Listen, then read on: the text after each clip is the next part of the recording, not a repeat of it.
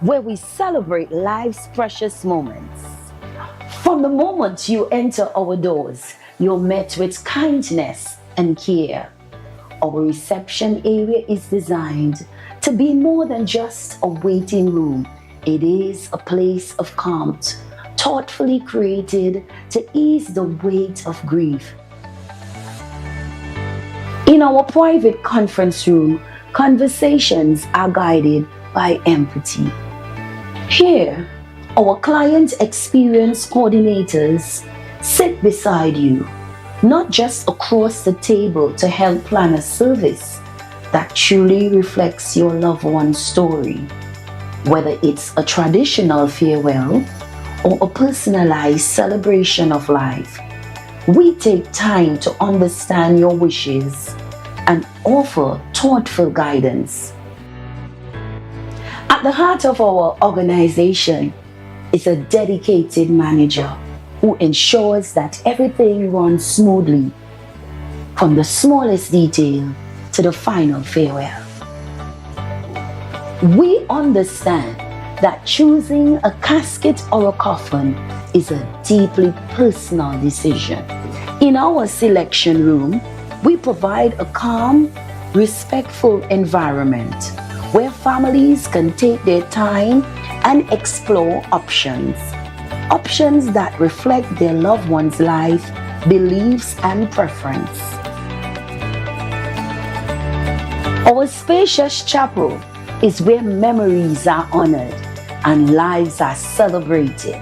Designed with serenity and warmth, it provides a welcoming space for families and friends to come together in reflection and remembrance. For families choosing cremation, we offer on-site professional cremation services in a setting that upholds dignity, peace, and confidentiality. Our crematorium offers a seamless and respectful alternative to traditional burial, giving families flexibility while maintaining the highest standard of care.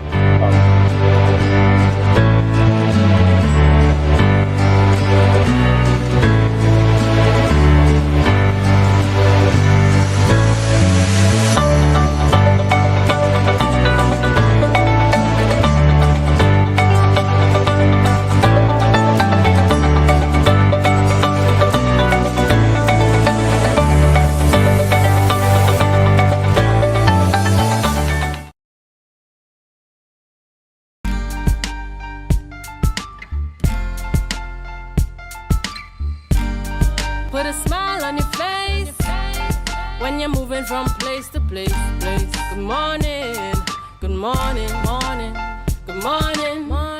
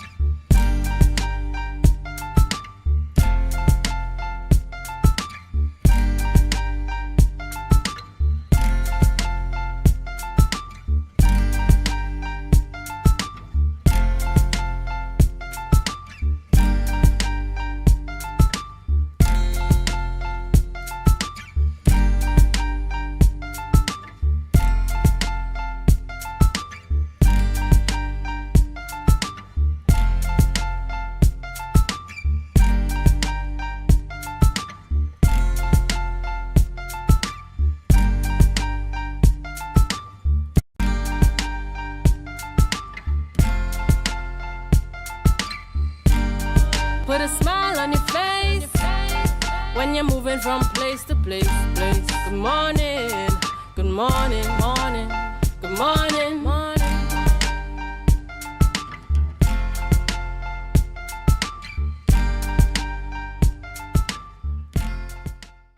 Good morning, and welcome to the morning show here on Tobago Updates Television. It is Thursday, the 25th day of September 2025, and we're coming to you live from the Port Mall here in Scarborough, Tobago. I am Adana Kumbi.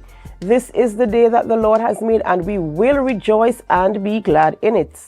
And my name is Akin Labiholder, and it's good to be here with you all. Yes, another day above ground. We have the blessing of life, and we need to take advantage of it. Am I not right, Adana? That's right, especially coming out of a holiday. Yesterday was Republic Day, we celebrated, and from our reports I heard Roxborough was lit yesterday evening.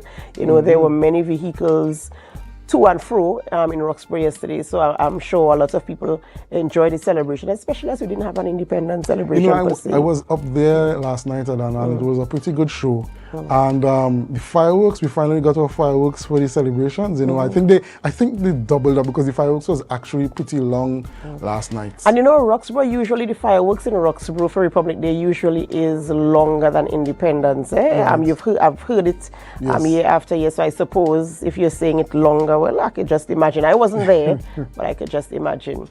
All right, viewers, we do have a wonderful show lined up for you this morning, and we do hope that you could stay with us throughout the entire programming as we have the conversations that you want to have. Remember, you can leave your comments on our Facebook live stream and our YouTube channel at Tobago Updates. But before we get into all of those conversations, we head on over to the news in 90 seconds. Thank you, Adana. Here is your news in 90 seconds for Thursday, 25th September 2025. Speaking at the 7th Annual Republic Day Awards ceremony and reception yesterday at the Delaford Community Center, Chief Secretary Fali Augustine reflected on Trinidad and Tobago's 49 years as a republic. Marking the nation's transition from a monarchy in 1976, Augustine highlighted the assertion of full sovereignty, the establishment of the president as head of state, and the strengthening of democracy rooted in the people. He noted that the journey is ongoing, particularly for Tobago, which continues to pursue greater autonomy, and urged citizens to keep building democracy, good governance, and national unity. Up next, at last evening's 56th Trinidad and Tobago National Awards ceremony, 3 individuals were honored with the nation's highest award. Among them was former Chief Secretary Hochroyd Charles, who was posthumously recognized for his outstanding contributions to politics and national service. As a late former leader of the Tobago House of Assembly, Charles dedicated his life to governance, community empowerment, and advancing Tobago's interests, strengthening institutions, promoting autonomy, and expanding opportunities for Tobagonians. The award was accepted by his son, Mboya Charles. Meanwhile, in Tobago, at the Republic Day Awards ceremony and reception held following the Republic Day route march, several individuals and groups were recognized for their outstanding contributions. The awards include Most Impactful Organization, presented to the Mount St. George Police Youth Club Beekeepers, Most Impactful NGO, FBO, and the CBO, awarded to the Charlottesville Police Youth Club, Entrepreneur of the Year, given to Evie's Delight, and Most Outstanding Sports Personality, with Hayden McPherson recognized for male and Alex Henry of Goodwood for female.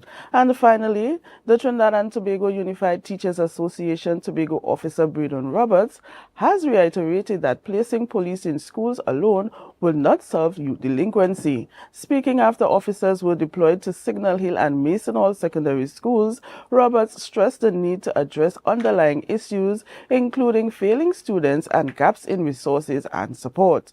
He noted that some youths do not fear the respect police, citing incidents in Trinidad as examples. Roberts called for collaborative measures that focus on mindset, discipline, and tailored academic programs to tackle the root cause of violence and criminal behavior. And that was your news in 90 seconds. Thank you, Biana, for our news there in 90 seconds. Ladies and gentlemen, we head on over to our birthday shout-outs.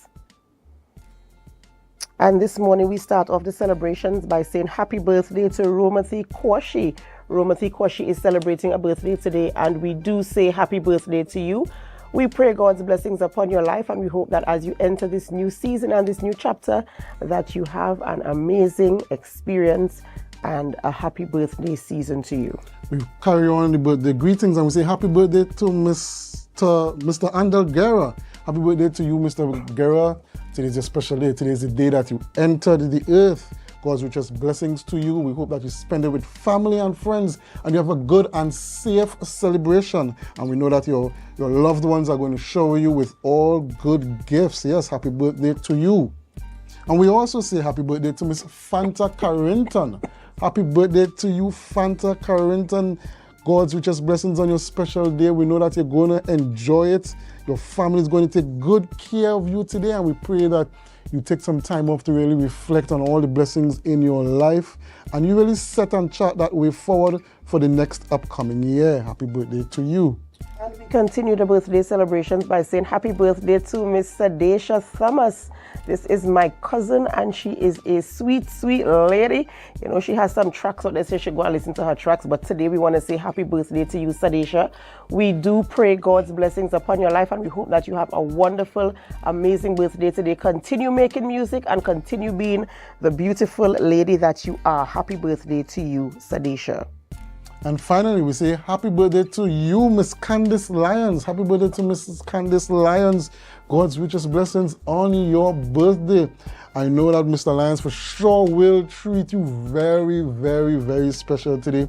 And we wish that you enjoy it, you stay safe, and you are surrounded by your loved ones. Happy birthday on your special day. And of course, you do know, even though we do not have your photographs and you are celebrating today, we join in the celebration with you. But to remind you to put God first, because He is the sole reason why there's anything for you to celebrate.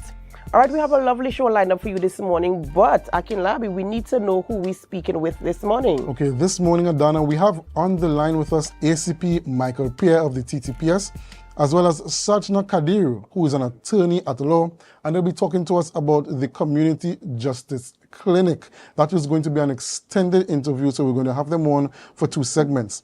And then in the Women in Business segment, we're going to have one Miss Sonia Whitlock, who is a gospel minister, manager of Belgrove's Funeral Home, Tobago, a motivational speaker, and an event planner. Well, wearing many hats there. Of course, you want to be a part of those conversations. Remember, you can leave your comments on our Facebook live stream and our YouTube channel at Tobago Updates. We want to hear from you. We want you to be a part of the conversation. We want you to ask the questions that we might not ask our guests. So remember to log on this morning and be a part of the conversation. So whether you are viewing from right here in Tobago, in Trinidad, the Caribbean region, the United States of America, Canada, England, all of Europe, Asia, Africa, Australia, wherever you are this morning, we say thank you so much for choosing us and making us #1 for morning show here on the island of Tobago. Before we get into our conversations, we head on over to a break, and as we go, we invite you to help us. Share the live, share the live, share the live. We'll be right back.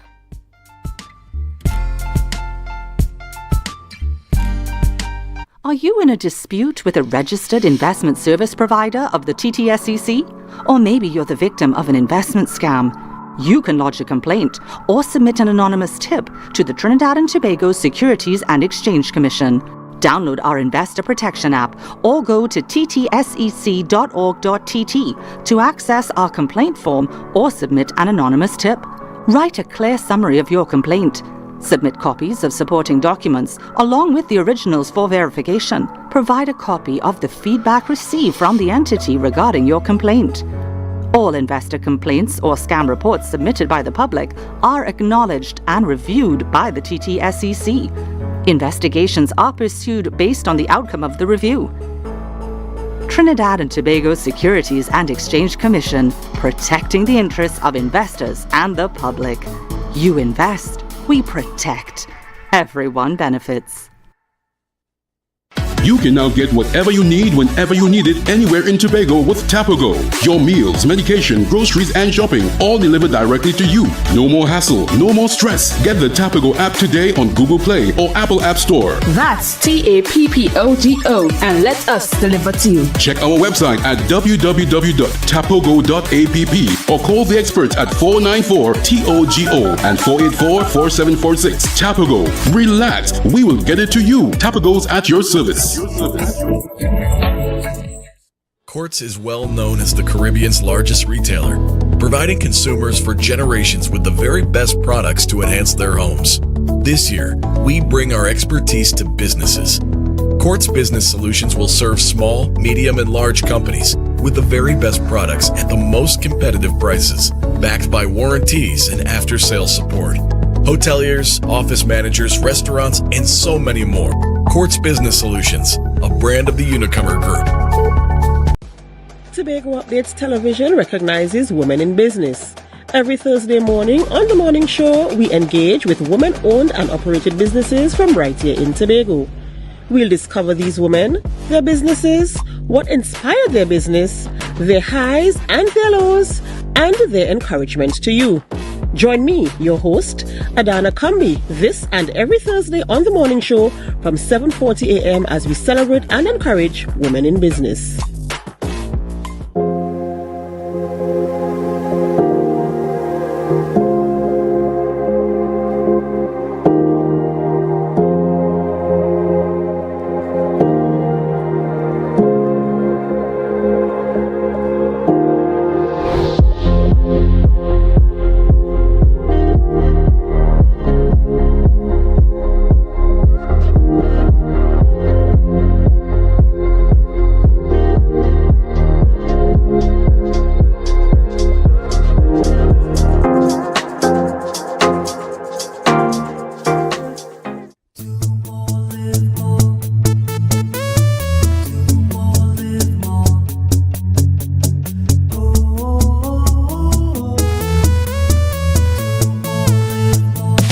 How it's gonna go.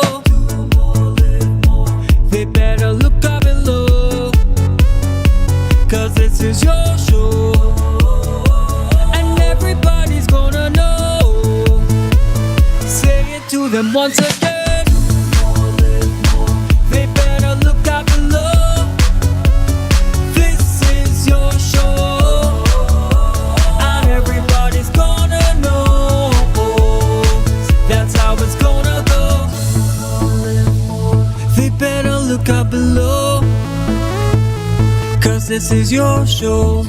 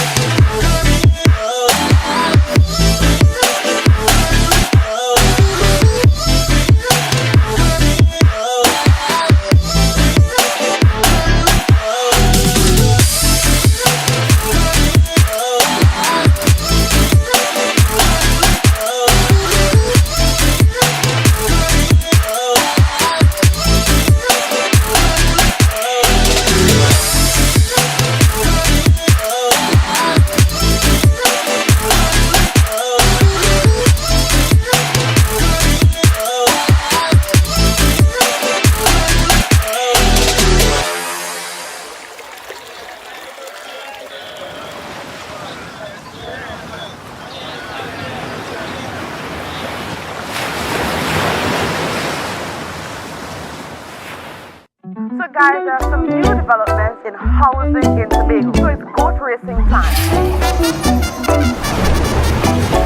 This is 116, the show that keeps you in the know with all things Tobago House of Assembly. Each week, 116 delivers a fun and engaging overview of the latest developments, achievements, activities, and events of our dynamic assembly. So join me. Let's dive into the Tobago House of Assembly's Week in Review right here on 116.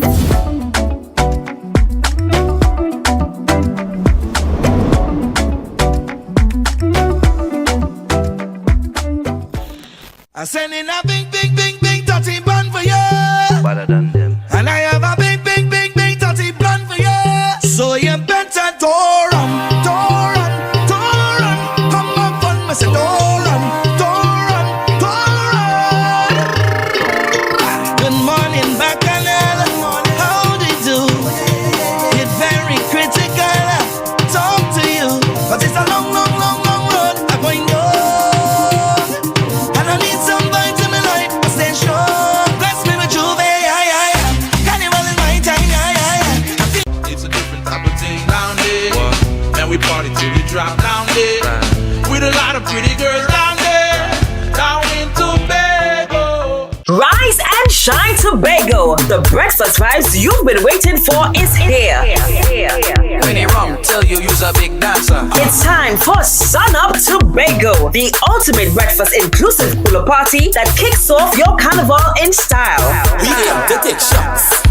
She come to take shots. Join us on Thursday, October 23rd from 6 a.m. to 12 noon at Scarborough House, 138 Milford Road. Music pumping, breakfast sizzling, coolers flowing, and vibes unmatched.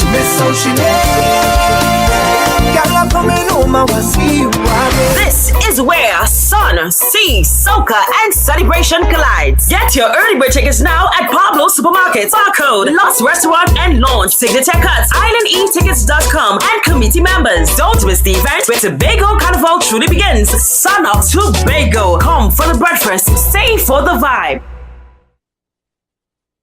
Welcome to Tobago Glass Supplies Limited, where innovation meets excellence and service reigns supreme. Our commitment is simple: to provide high-quality, innovative aluminum, vinyl, and glass solutions for both commercial and residential spaces. At TGSL, we don't just meet needs, we exceed expectations. Our range includes the finest aluminum cladding options, setting new standards in durability and style. Driven by our passion to elevate, we aim to be the leading supplier in the Caribbean market while retaining our identity as a family-owned business. Because at Tobago Glass Supplies Limited, it's not just about products. It's about relationships, it's about you. Innovation, quality, service. That's Tobago Glass Supplies Limited.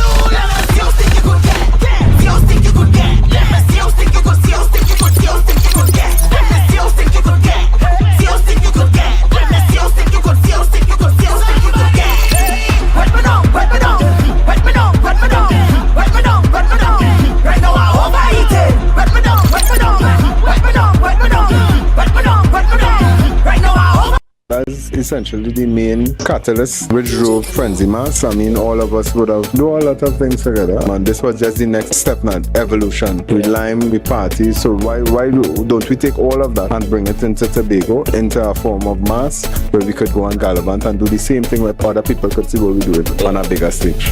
But at this point in time, I think Frenzy is important to me, so I decided to put some energies there. It's our first year, Tobago Carnival, you know, we now partner with Iconic Mass, and it's our first time, so I felt like, yeah, just see, come and really stamp your name and make that presence from the mass side of things. So guys, if I Frenzy Mass, really excited for Tobago this year. Love to see the girl bend over. Arch your back, me girl. Arch your back, arch your back. Stop arching. Slack me girl. Arch your back, arch your back. Say 1, 2, tie up your shoe. 3, 4, bend back more. 5, 6, no time for tricks. Wine like you're feeling for sticks. So I want you bend like you forget to cream your leg. Hold on by your ankle them. Not just you, girl, you want your friend and you want your friend. Ride me girl and wine, in Frenzy Mass. Watching how that is what I was seeing. Rocking it slow. That is what I was seeing.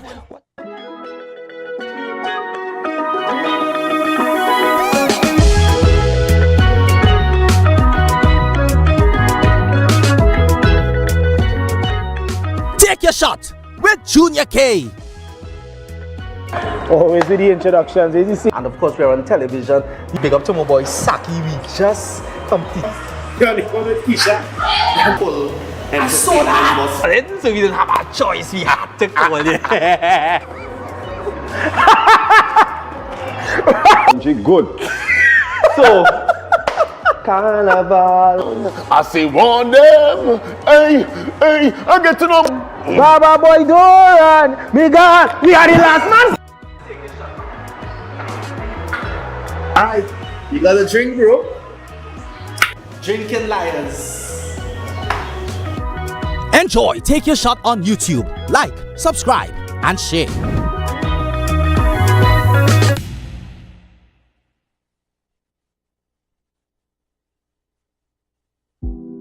Hair goals, we've got them. At S&R Hair Fantasy, we provide a wide variety of quality hair, the latest hair accessories, adult toys, skin lightening products, female underwear, and much more under one roof. Check us out on Shelbourne Street in Plymouth or call us at 317-0808. We're open Monday through Saturday, 10 a.m. to 6 p.m. S&R Hair Fantasy for queens who know exactly what they want.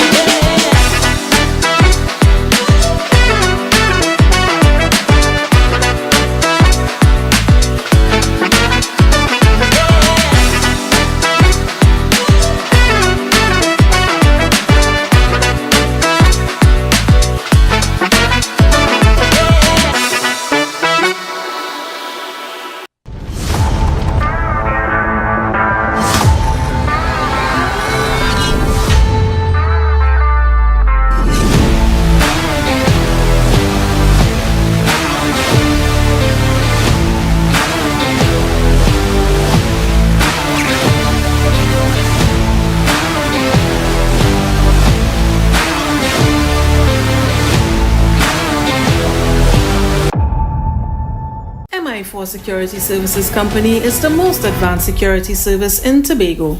Ask about our cash and transit service. It's safe, risk-free, reliable, and timely. We provide safe banking delivery for all business types and sizes with highly trained staff, 24/7 monitoring, coordinated emergency response, and a well-maintained fleet of armored vehicles. Contact us at 660-7723 or visit our website at www.mi4securitytt.com to sign up today.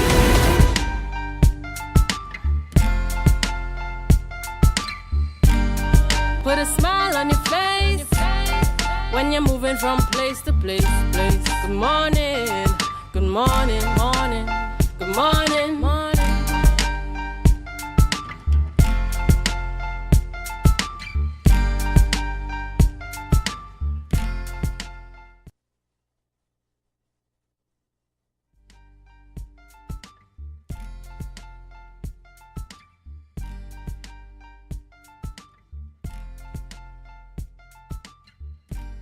Welcome back to the morning show here on Tobago Updates Television, and thank you so much for staying with us. We begin conversations this morning as we speak with ACP Michael Peer of the TTPS and Sanja Kadir, who is an attorney at law. And this morning the conversation stems around Community Justice Clinic. Good morning and welcome. Good morning, everyone.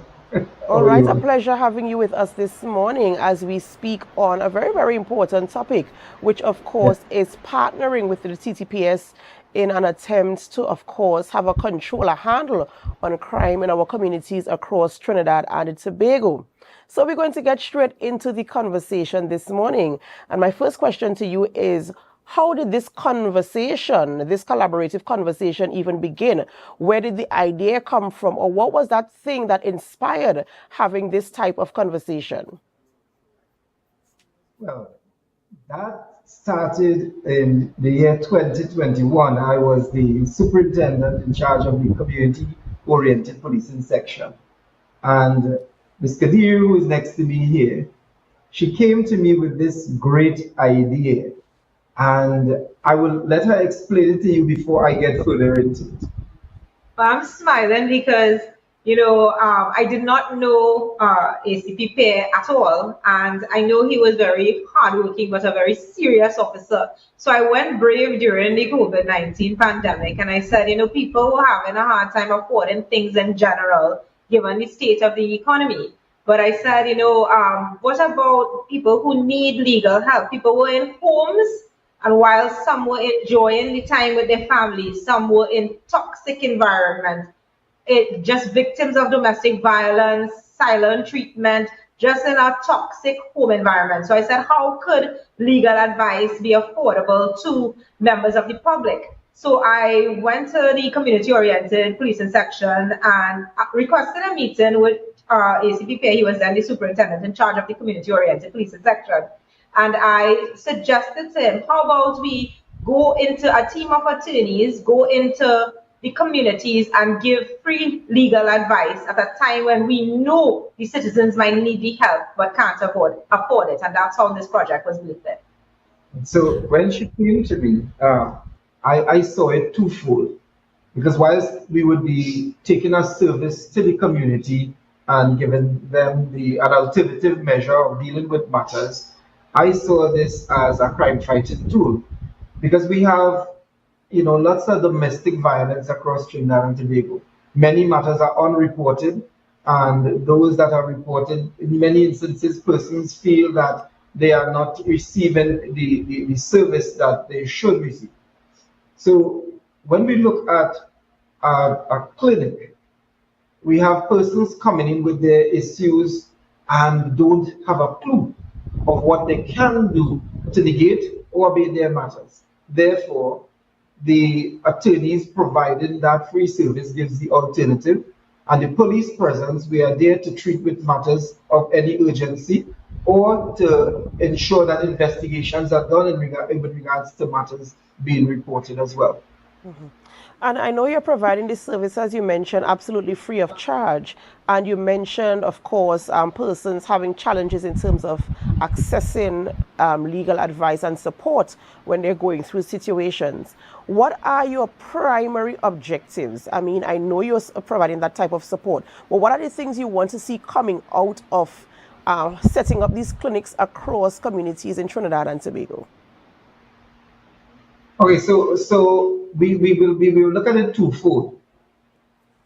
One, from the police perspective, we focus on community engagement as one of our pillars for our strategic plan. And community engagement means that we being part of the communities as well, because we live in communities, and there is the issue of lack of confidence and trust in the police. We wish to rebuild that confidence and trust, and collaborating with public entities, private entities, we have been able to realize better, a growth in the trust and confidence in the police service. And with regards to this clinic, we have seen that persons have embraced it throughout Trinidad and Tobago, and this helps to boost us and also the image of the service, as well as the collaboration between the attorneys and the police. It has grown immensely. And I wanted to add to from the attorneys' side to respond to that as well. We have all these degrees and titles and stuff, but being human before, you sympathize and empathize with people who have an issue but may have a hard time, managing their household affairs, and then on top of it now paying an attorney. So the service is free, and it's also a reminder to members of the public who have this misconception that attorneys may just be these tush people who charge an exorbitant fees, that there are attorneys who actually do care, and are there to help, coming into the communities, two communities every month faithfully for the last almost 4 years. Yes, so the other factor is we want to see that reduction in the type of matters that we treat with at the clinic, so that persons can feel, more comfortable, not just to communicate with the police, but with themselves as well. ACPP, I think the last thing you would have said would have sort of started to address the question that I have, which is you stated that this was going to be you saw it as a crime fighting tool, and yes. I just wanted to find out for the public what are some of the results have you seen in terms of crime fighting? What sort of crimes does this clinic sort of prevent from happening, and have you seen that prevention taking place? Now, one of the things we look at is we would do assessments or evaluations on the clinic. And then in many instances, you look at the qualitative and the quantitative assessment. And some instances, you are unable to give a direct feedback in terms of how many persons it would have affected. But what we look at is there are a lot of crimes that emanate from domestic violence. We have seen woundings and murders, which are violent crimes. We have seen families turn against each other in matters of land disputes and so on. And when we bring the information or an alternative to treating with your matters before taking it in their own hands, that would have brought a difference in terms of how the communities have approached dealing with matters. So we have seen a lot of matters settled without even having to go to court. We have seen matters that would have been in existence for many years come to a closure, and that is what we look at in terms of the crime fighting factor. And how have communities, because you've been doing it for some time, how have the communities been responding to this measure of service, and how have they seen it as a tool to strengthen the relationship with the TTPS and the communities themselves across Trinidad and Tobago? Okay, so it's based on the fact that a lot of people believe that the police don't care. But the thing is, we are all members of the community. We have all grown up in villages. We have all grown up with other persons. And when we get back out there, people recognize that, this is really a humanitarian approach to dealing with the public. It is not just us, it's the attorneys, because they have volunteered their service, and attorneys' fees are a bit exorbitant, sorry, but they are a bit exorbitant. And, when that voluntary service merges with the police desire to execute our motto, protect and serve, we see that the members of the public have embraced this. We go into communities, and the way people would come to us as police or even as the attorneys and communicate with us, you see that sense of relaxation, shoulders drop, and people are open about in their conversation with regards to their situation. Yes, and I wanted to add to that, if I may, that when they come with regard to crime reduction, it isn't always police and lawyers litigation. We must also be aware of services like counseling and mediation, which also contributes to that reduction in crime, because sometimes a matter may not need litigation, and a diligent attorney is supposed to advise a client when they come to see us that, listen, this relationship has the potential to be saved. I suggest that you go to the Ministry of Social Development and take advantage of the free counseling or the mediation. TTPS also has their mediation as well, so there are other services that we adopt a sort of integrated approach with regard to this project and, serving the citizens in a holistic manner. Yes. As well, because when we're talking about community engagement and we're talking about partnership, I mean, as an attorney, yes, you have partnered. So I was coming to ask, who are some of the other stakeholders who are involved in this type of support that you're providing for communities, and you mentioned a few of them there. So who are the others that are working together with you, or you can refer clients or persons in communities to? So sometimes, right, because this initiative does legal advice, which is the initial stages, but it's very instrumental in seeking redress to reduce violence in a matter, perhaps, right? If for some reason the matter needs to go further than legal advice, we would address domestic violence matters pro bono in court, right? But if it's another issue, and it's not so urgent, another body we engage is the Legal Aid Authority, Advisory Authority, because depending on the income you earn and the assets that you have, a person could qualify and get legal representation through court proceedings there. We would send people to Ministry of Social Development, family section with regard to counseling and mediation. And on a lighter note, partnering with everybody in the community. And I remember when we embarked on Legal Access 10, where we did 10 simultaneous legal clinics in 10 policing divisions for one of our anniversary. Mario's partnered with us and gave us our meals for the day, So we just embrace those who come to us positively to serve in purpose then. I will also add that many persons are not aware that we have the community-oriented policing section in Trinidad and Tobago Police Service.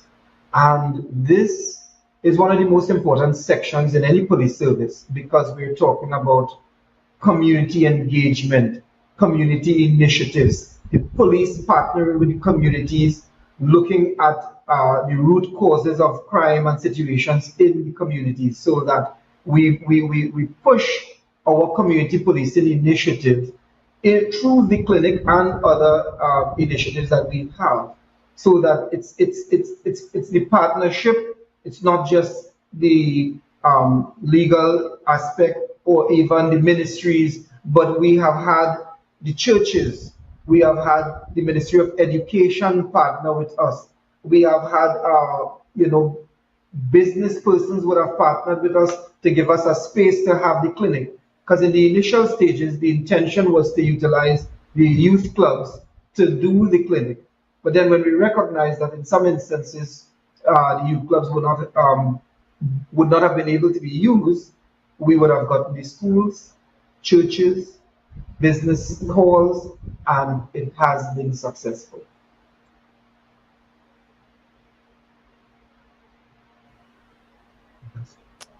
So this reminds me of the old adage that says it takes a village to raise a child.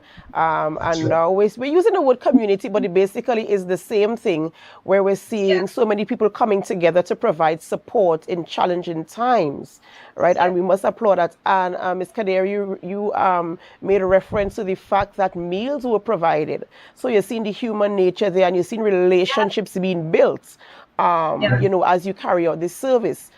I want to find out though, have you been able to do any type of follow-up with persons who you provided support for to see where they are in their cases, in their situation, and what type of feedback you got from them?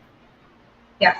So if we advise somebody, they may either reach out to the TTPS Community Justice Clinic line, or if they are familiar with the attorney already and knows their number, they may reach out and say, you know, they get you with a maintenance matter for the child, because some citizens are really, they can handle themselves in court. You know, whilst it's encouraged to have legal representation because they may not know the maximum of the law, at the end of the day, some people speak well. So if we advise them, when you go to court, this is what you're saying to the court in a most respectful manner, some of them can handle themselves. So when they go to court and they get through, we might see a message saying, you know, the matter was completed, or I got custody, or this is my access arrangement.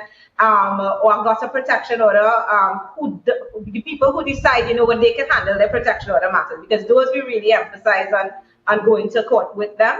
But generally, it's really nice when we hear from them. One of our anniversaries, a member of the public of her own free will and volition did a testimony about how the clinic helped her and changed her life and made her issue, you know, less stressful. So, I mean, it's really nice to hear the feedback when we get it.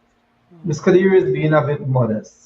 You know, because I have seen her personally call a lot of persons to find out where they have reached with their matter and to advise them again to follow through with what they would have been advised on the day of the clinic. So I have seen that over and over. That's true. And we see that the clinic is this Saturday, if I'm not mistaken, in Tobago. Is this the first clinic for the year in Tobago, or is it something that happens on a regular basis? Yes, this would be the first clinic Tobago for this year. Last year we would have been there twice. However, you know, we had some hiccups, but we could never forget it's Trinidad and Tobago. And Ms. Kadir mentioned Legal Access 10. And I want to say to you that on that day of that clinic, we have 10 policing divisions. And from each of the 10 divisions collectively, over 400 persons would have received the free legal service on that day. Tobago, there were approximately 45 persons would have received service on that day. So we always strive to reach to that number or above, because again, the service is free, it's confidential, and it's sound advice. Mm-hmm. And if somebody wants to participate in the clinic, how do they? Is it like a registration process? Is it a walk-in? How is the clinic operated? So we usually encourage members of the public to bring a form of ID, because, you know, we must have record keeping. We do data collection, record keeping at the end of each clinic. But there's no, you don't have to call in advance, you don't have to check us online or anything, you don't have to register, pre-register I should say. All you're doing is when you attend the location, the TTPS intake officer will take your name, just basic information, and then the type of matter. And it depends on the type of matter. We'll say, okay, go to this attorney seated over there. So, you know, they will get their matters addressed timely, because we usually have an attorney per type of matter then, like that.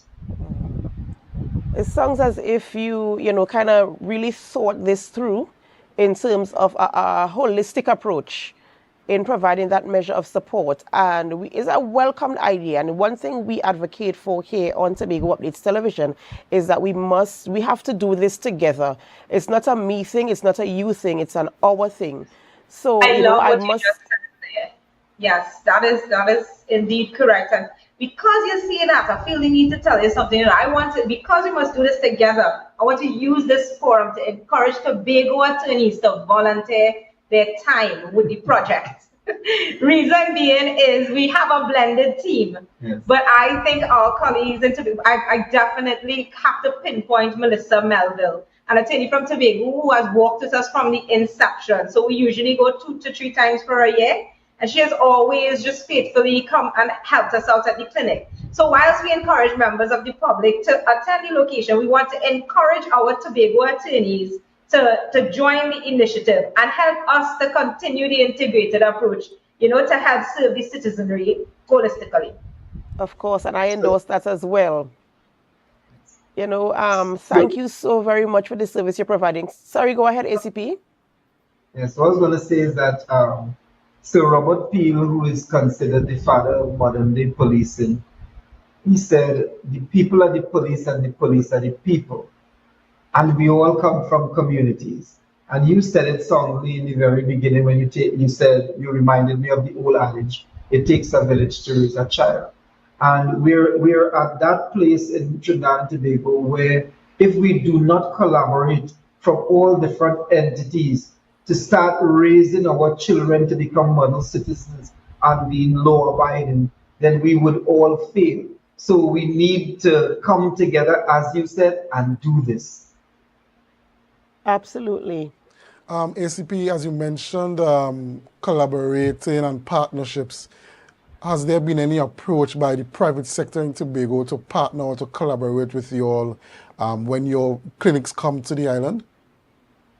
Actually, no, but we welcome such requests. We've had requests from other entities, the Single Mothers Association, Dretchy, and other entities where we would have taken the clinic to the location, because in some instances, and I'll mention Dretchy, that community is sometimes considered to be a forgotten community. And when you're living soundless, and how do we reach that? How do we reach them? So we have partnered where we would have had, the interpreters working together with the attorneys to communicate the information, and these persons would have really embraced it. And in this instance, you may have in your community persons who would not have had the opportunity to receive legal advice or even real police intervention. And you may find that, if this comes to my environment, my community, it will be good. You just reach out to us and we will make it happen. Absolutely, absolutely. And of course, Ms. Sals, I said it's something that we do endorse and we encourage throughout Trinidad and Tobago, because as I said, we have to do this together. Thank you guys so much for coming here this morning. I know the clinic is this Saturday. Tell us where the clinic is at the 2 locations, I think, this Saturday. It would be at the Shore Park Cultural Complex, and we want to say thanks to the management there, because they have always given us the opportunity to host the clinic there. And it's also at the Plymouth Community Center. The time, it's from 8 a.m. to 1 p.m. No registration is required, and we ask persons take advantage of the free service. We also have our contact number, 4801421, so anyone can call us, and we would, if we do not answer the phone at that point in time, we will get back to you to give the necessary information that you may require. 4801421. Thank you so very much for coming this morning and sharing that information with us. We do hope that you get the type of support to provide the help to our citizens, and of course that people come in and take advantage of the service that you are providing.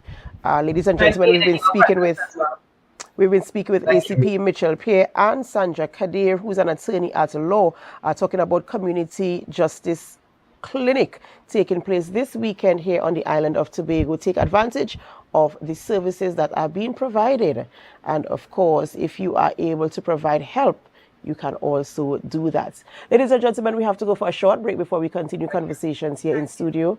And as we go, we invite you to help us. Share the live, share the live, share the live. We'll be right back.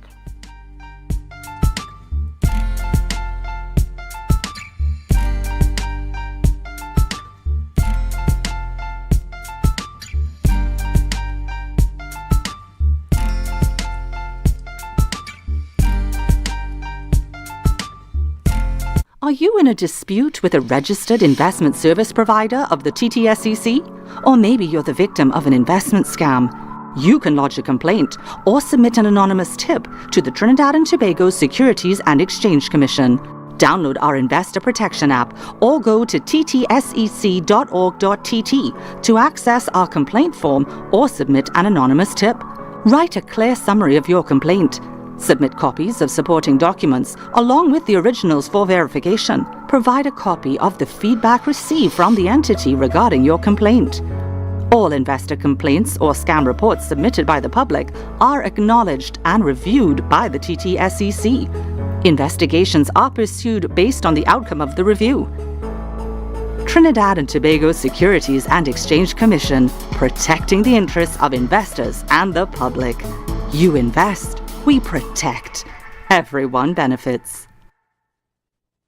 You can now get whatever you need whenever you need it anywhere in Tobago with Tobago. Your meals, medication, groceries, and shopping all delivered directly to you. No more hassle, no more stress. Get the Tobago app today on Google Play or Apple App Store. That's TAPPOGO and let us deliver to you. Check our website at www.tapogo.app or call the experts at 494-TOGO and 484-4746. Tobago.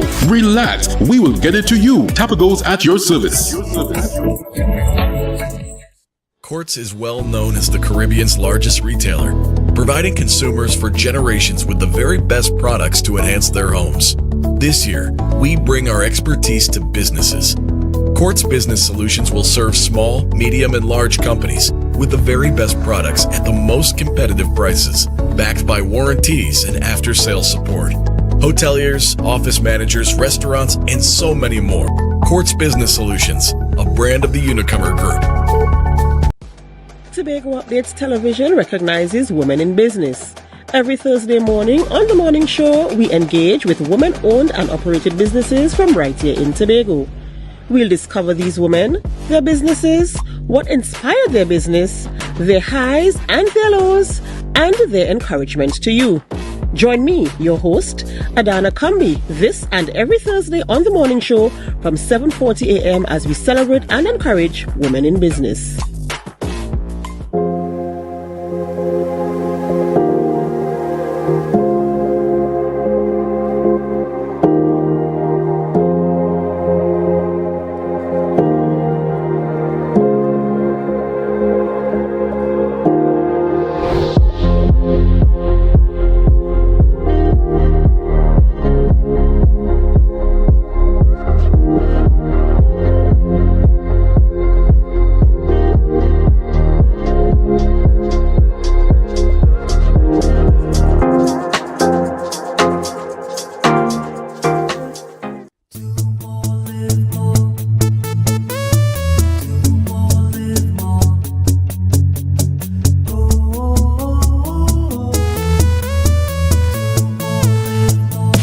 How it's gonna go.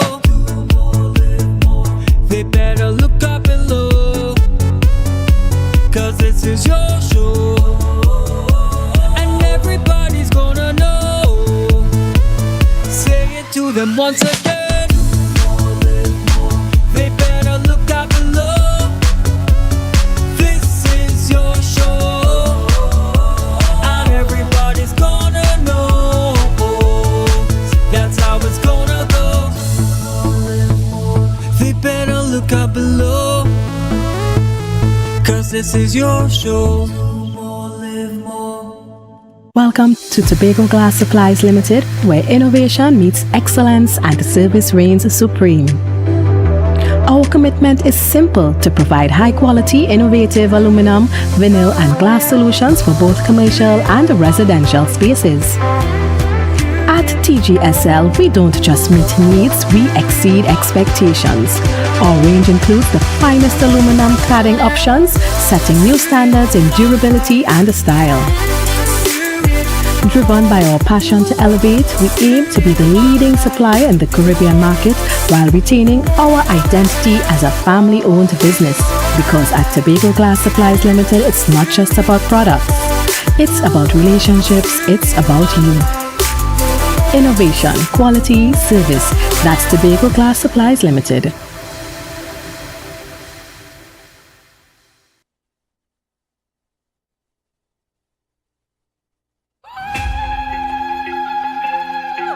mass, yeah.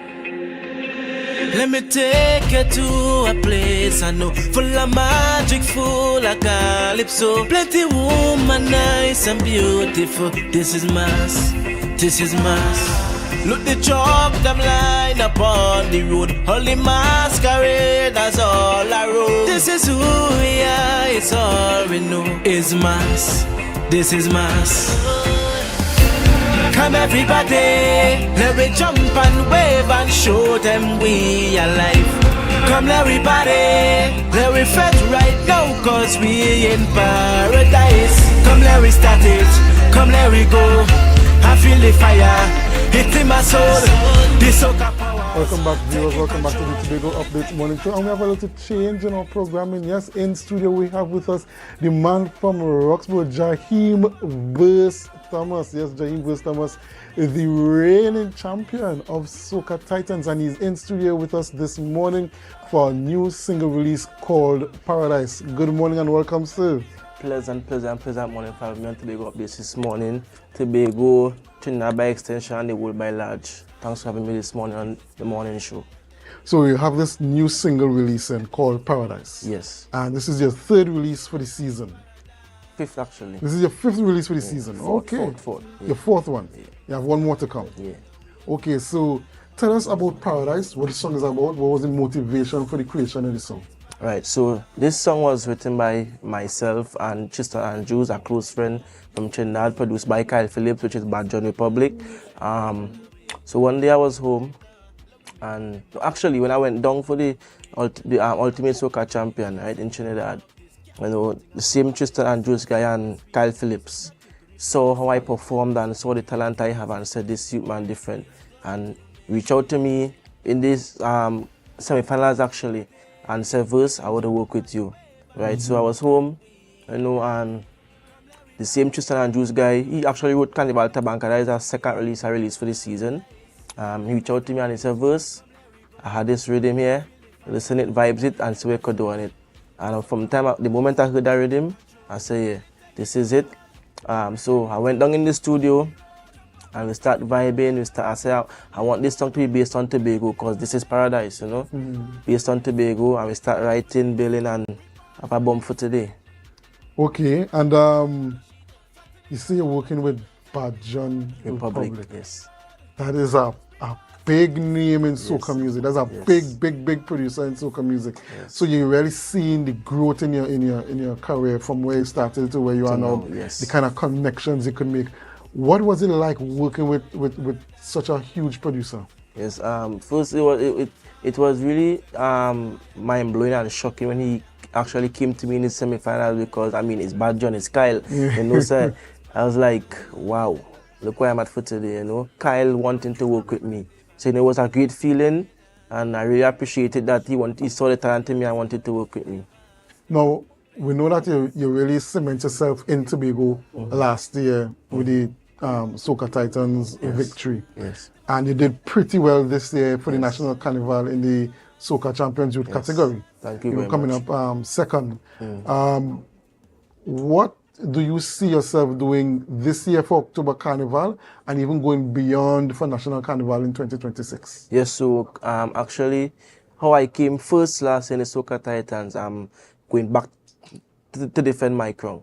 Yes, and going back to the Ultimate Soca Champion again to get that crown. You know, because I came second and I want to come first. Okay, and in terms of making that penetration, because you know sometimes it's pretty difficult for Tobago artists, so Tobago-based artists, to make that penetration into the Trinidad market on the airwaves and the radio stations in Trinidad. Is that part of your goal as well? Yes. Part of my goal. Yes. I mean, this is something I really want to do. You know, this is what I'm passionate about. I want to be along with the other soca artists, take soca music further than what it is for today. You know, this is a career I want, and this is what I love, and this is what I'm here for. And let me just talk about Tobago Carnival for a little bit. We've seen, I think this is the 4th year of the Tobago Carnival. Yes. And the 3rd year of a soca competition component within the Tobago Carnival. tell us how has that impacted Tobago soca artists in terms of giving them that exposure that is really needed amongst the soca fraternity in Tobago? Yes, I want to say congratulations to them, you know, for bringing that competition in and pushing soca artists, because we really need it, because Tobago have a lot of talent for the world to see, you know. So I'm very grateful and appreciate that for, you know, thinking about the soca artists of Tobago and bringing a wonderful show to push soca artists in Tobago. And we see here, this is the shooting of one of your music videos? Yes, Spectacle. That is Spectacle, yeah. Okay, so this is one of the earlier releases? Yes, Spectacle. yes, first. This is the first release? Yeah. So just tell us about the other releases that you've had for the season and what those songs are about. Yes, so this is Spectacle you're seeing right now. First release, and I have Carnival Tabanca for the same Kyle Phillips. This one you're seeing right now actually was produced by Colonel Roberts. So you with some big heavy hitters, man. Yeah. You working with heavy hitters for the whole season. Yeah, man. This one was produced by Colonel Roberts. I did one called Have to Be Out There by Stone Tower Carmine, you know. You're still staying home, you know. Yes. And another one called Roll It with Shane Winchester. Okay. And the final one to be released for the season, you want to give any information concerning that just yet? Or well, that's actually Paradise. This final one is Paradise? Paradise, yes. Okay. So just tell us, what has the reception been like for all the music that you've done for the season thus far? Yes, so I'm getting great feedback. The most I'm getting feedback on is the Paradise. Yeah, Paradise, that's the one that captivating the people right now. And that's more of a power feel. Power, yeah. A groovy into a power. Groovy into a power. So you're mixing it up on the track, man. Yeah, man. Okay. And of all the releases that you've done, how many are groovy? How many power?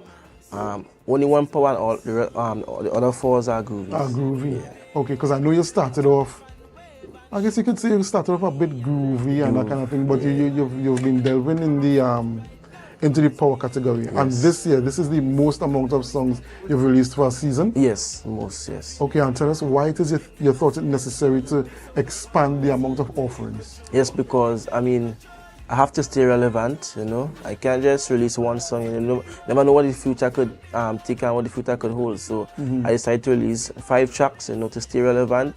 So when Paradise or whatever song blow up, I have other songs there to cover.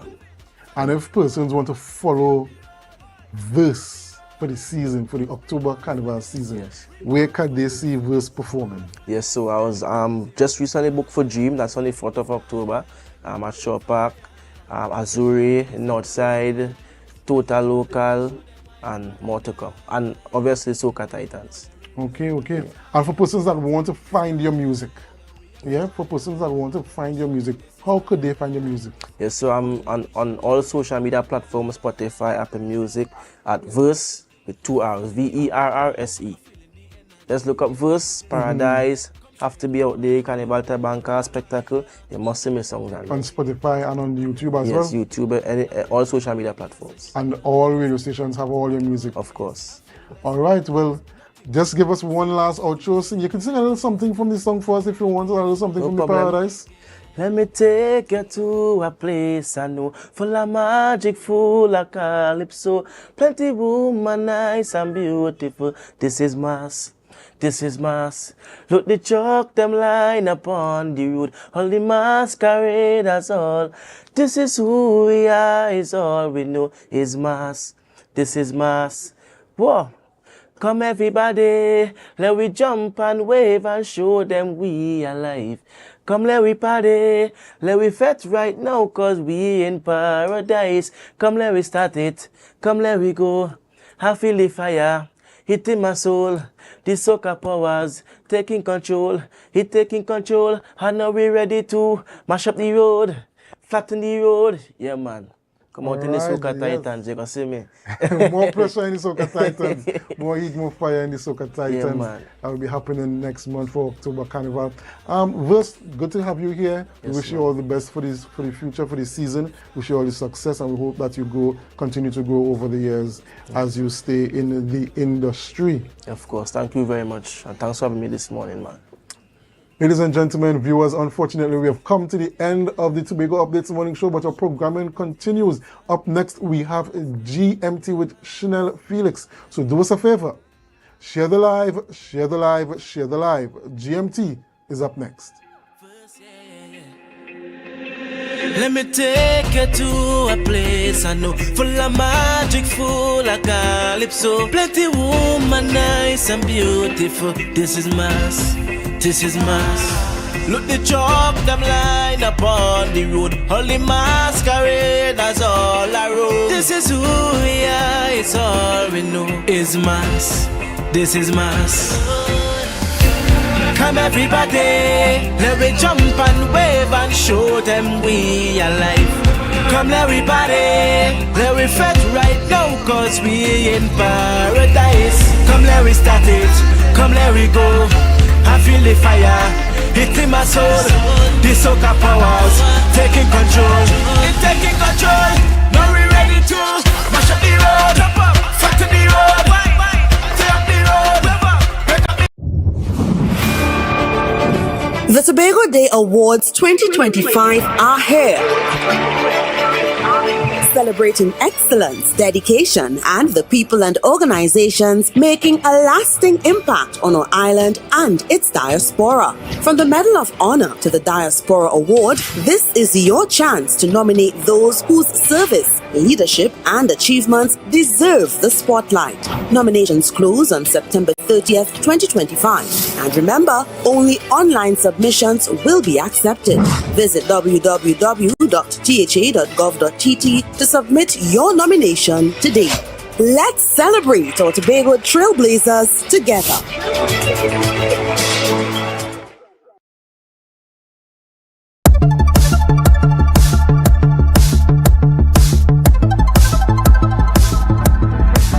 So long I've been waiting for Carnival. So long I've been waiting for madness on the road, yeah. So long I've been longing for alcohol, alcohol, alcohol. It is truly an honor and a pleasure to stand before you this evening as you officially begin the journey to what promises to be an unforgettable carnival. This evening we invite you into an immersive experience, a taste of Tobago Carnival. We depict each element, the mud, the mass, and the music.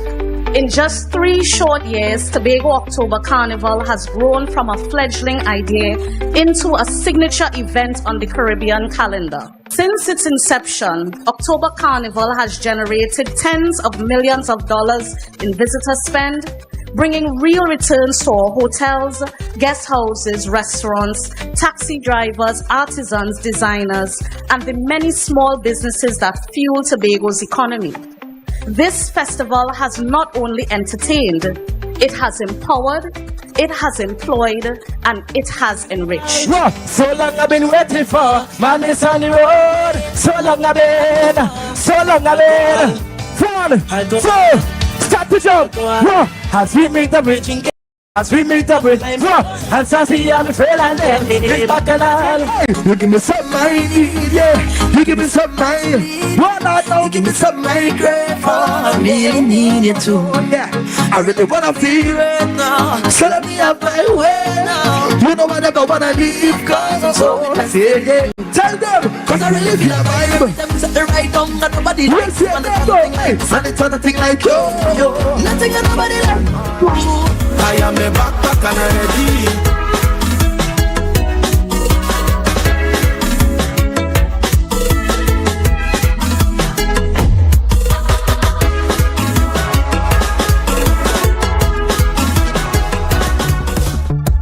That was a production of the Department of Information, Office of the Chief Secretary, Tobago House of Assembly.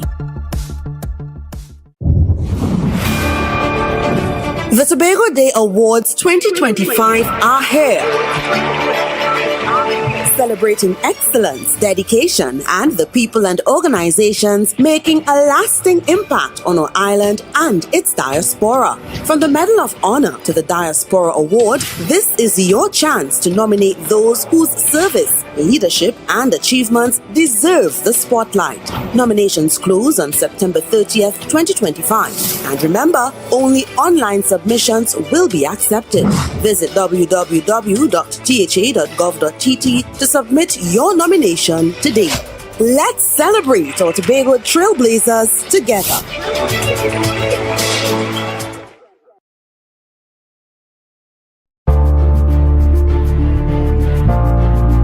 You're viewing Tobago Updates Television, your exclusive gateway to Tobago, broadcasting the beauty of this island paradise to the world.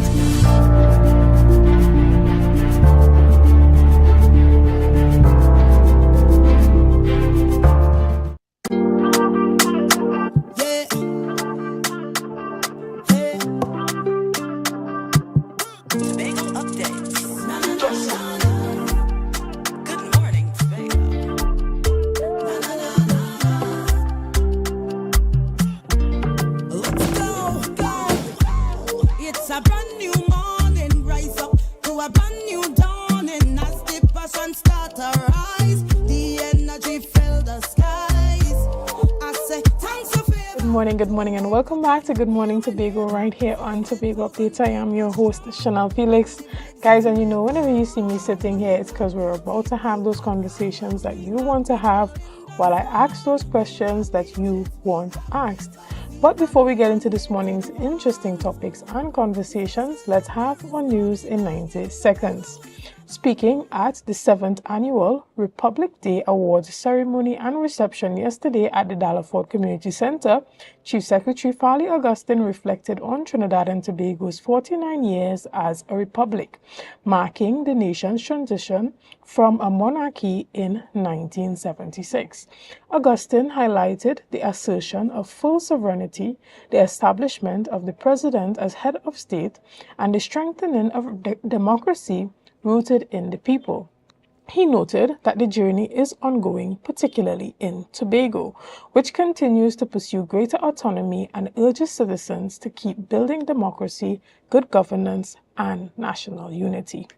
Additionally, at last evening's 56th Trinidad and Tobago National Award ceremony, 3 individuals were honored with the nation's highest award.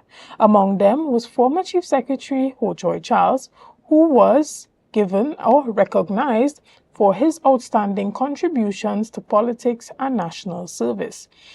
As a late former leader of the Tobago House of Assembly, Charles dedicated his life to governance, community empowerment, and advancing Tobago's interests, strengthening institutions, promoting autonomy, and expanding opportunities for Tobagonians. The award was accepted by his son, Mboya Charles. Meanwhile, in Tobago, the 7th Annual Republic Day Awards ceremony and reception was held following the Republic Day route march. Several individuals and groups were recognized for their outstanding contributions. The awards included Most Impactful Youth Organizations, presented to the Mount St. George Police Youth Club, Beekeepers, Most Impactful NGO, FBO, and CBO, awarded to the Charlottesville Police Youth Club, Entrepreneur of the Year given to Eve's Delight, and Most Outstanding Sports Personality given to Hayden McPherson, who was recognized in the male category, and Alex Henry of Goodwood for the female category. And finally, the Trinidad and Tobago Unified Teachers Association Tobago officer Braden Roberts has reiterated that placing police in schools alone will not solve the youth delinquency problem. Speaking after officers were deployed to Signan Hill and Mason Hall Secondary School, Roberts stressed the need to address underlying issues including failing students and gaps in resources and support. He noted that some youths do not fear or respect the police, citing incidents in Trinidad as examples. Roberts called for collaborative measures that focus on mindset, discipline, and tailored academic programs to tackle the root cause of violence and criminal behavior. And that was on News in 90 Seconds. This morning, we jump full ahead into our conversation, and we are still on the topic of entertainment, music, and all that's happening here in Tobago for the Tobago Carnival. And as we are talking about that this morning, we have the ability to chat with one of our Tobago creatives. This morning, I'm in studio and I'm chatting with producer Stephen Otley. Siobhan Otley. Siobhan Otley. Good morning. Yeah, good morning. And good morning, Siobhan. Yeah, good morning, Tobago Updates and all the listeners. And, thanks for having me here today. And yes, a blessed day ahead to everyone. Yeah. Right. Now, you have been one of the creatives in the Tobago space working to help boost Tobago's creative product through music. Yeah. And in your line of business, you have been working with a number of artists. And, one of the conversations are surrounding boosting the quality of music that comes out of Tobago. Tell us about how long you've been in the music industry and about this particular rhythm that you have relaunched this year for Tobago Carnival. Okay. Well, actually, I'm in the music scene since the early 2000s. But actually, I started when I was 17, so I'm 43 now. Right? So working with artists is something that just came natural because, the father tell me, well, here what happened. You need to do something to help musicians in Tobago and also, musicians outside of Tobago. We work with artists from Jamaica, USA, UK, Europe, Africa, all over. Right? So, hence, we came forward in 2023 and we say, what? We want to have something, a reggae rhythm with some elements from Tobago, because Tobago tambourine, and so on, kettle drum. So I said, okay, I want some elements of tambourine. And with the reggae, we incorporate some calypso soca artists such as Marvin Lewis, Nigel Lewis, and also we add a couple other artists from Tobago because it have 4 artists from Tobago. It was an 8-track album, right, called Tobago Drums Rhythm. And then we say, a lot of artists reach out to us, different parts of the world and they wanted to be a part of it. So we said, August go on the 23rd, we said, we will do a relaunch of the rhythm, calling it Tobago Drums Relaunch, and we added 5 new artists to the project, which the likes of Anthony B. Jack Clarity, that's a collaboration. Also, we have Marlon Asher. We have an artist from St. Thomas in Jamaica called J Ice, and we have one from Florida, goes by the name of Speng Beng. And also one from a reggae icon from the UK, goes by the name of Peter Honeygale.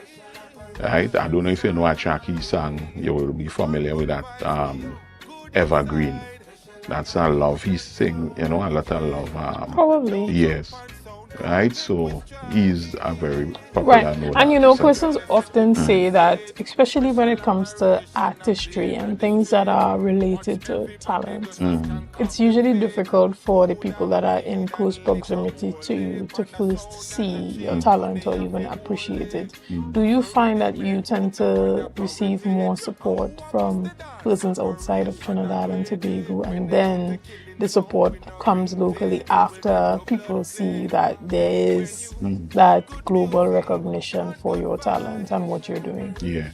Well, actually, yes, you're correct there, because what happened, more people outside, especially Jamaica, other Caribbean islands like St. Kitts and even Africa, and different parts, Canada, different parts out there, what happened, the support is very good for the project, because what they're saying, when people heard it first, they're saying, wait, this quality coming out of Tobago, they never hear this kind of quality coming out of Tobago before, but what this does as well, it showcases that the talent that Tobago has on offer, and it just need that networking and that way to get it out there to the international community and people around the region and so forth, you know. Are any of the artists on the rhythm participating in the local Tobago Carnival soca? No, well, actually, it's not a Titans? soca rhythm. Okay. It's a reggae. Right, Yeah. reggae. So Yeah. it's not, even though it will be played around the carnival season, it's not really targeted towards carnival. No, it's not targeted towards carnival, right? Because I mean to say, we full dose the soca and so on, you know, right? Because in future we will do soca projects and so on, you know. But we have a rhythm called Midnight Rhythm that we had in 2021. COVID was fully in effect, right? So then now we come and we say, you know, the father said, well, we need a rhythm, something, you know, more reggae based to bring the people together, and try to create a different atmosphere where we put a couple soca artists on a reggae project to give it a, you know, a different feel coming out of Tobago. Because what we're looking at now, like for artists from different parts to collab with Tobago artists so that they could give them that more international kind of recognition and thing, because that will help the culture grow and it will encourage artists and so on, musicians in Tobago to push harder for, you know. Yeah, so Persons often say that Tobago needs more opportunities for reggae music to be showcased. You know, you have a lot of those parties, and now you're seeing a lot more R&B parties happening because people are craving something different from the usual type of music that is popular on the party scene. What do you think can be done or should be done by promoters and the private sector to really ensure that we keep that reggae music alive and feed that audience? Because there's a audience and a segment of the population that really love reggae music. well, what they had to do is, like, you know, keep more reggae events, or they could do like multicultural events that include reggae, probably dancehall, R&B, soca, calypso, you know, yeah, all in one. And also they could have like reggae based events as well, just like how they have soca events and so on. Yeah, all that will help, you know, feed the community that really into the reggae genre. Yeah. Understood. And, you know, even as you have done this rhythm, what else can we look forward to hearing or seeing from you in the near future? Well, actually, we have something coming up probably for next year. Yeah, where we have a dancehall rhythm. So we're working on that presently. So you all will hear a lot more as, you know, as we move forward, right? So there will be a lot, you know, out there, so that Tobago Updates will come back and feed the public with what we have to offer going forward.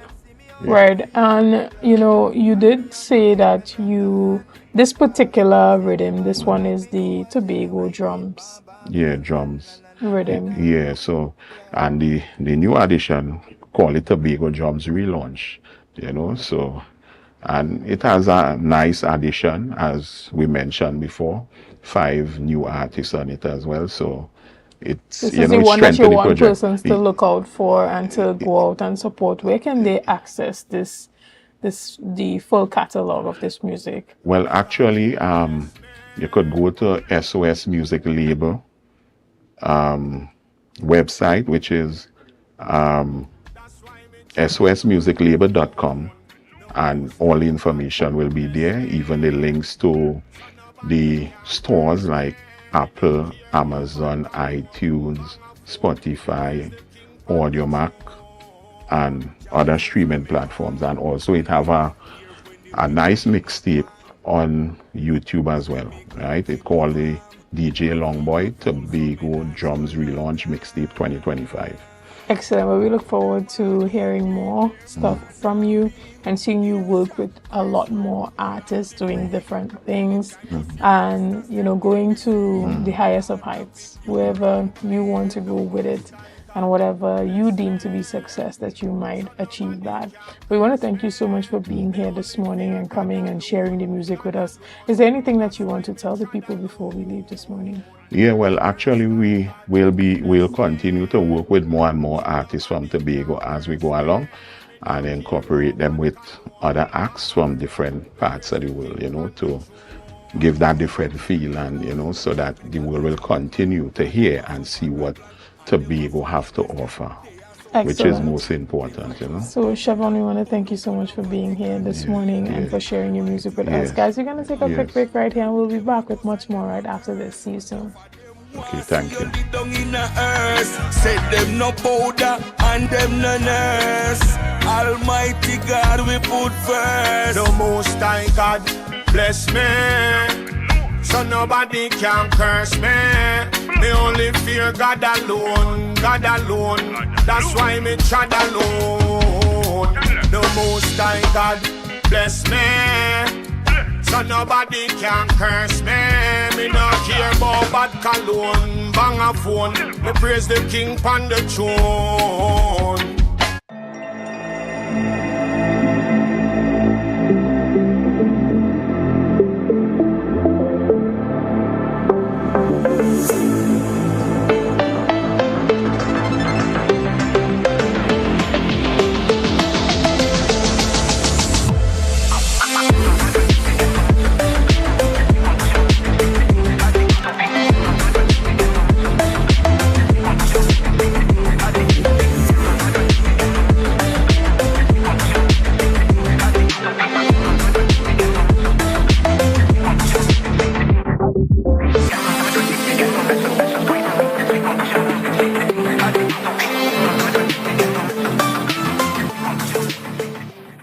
Rise and shine, Tobago. The breakfast vibes you've been waiting for is here.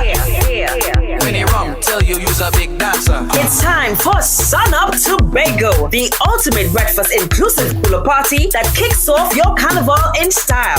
We come to take shots. She come to take shots. Join us on Thursday, October 23rd from 6 a.m. to 12 noon at Scarborough House, 138 Milford Road. Music pumping, breakfast sizzling, coolers flowing, and vibes unmatched.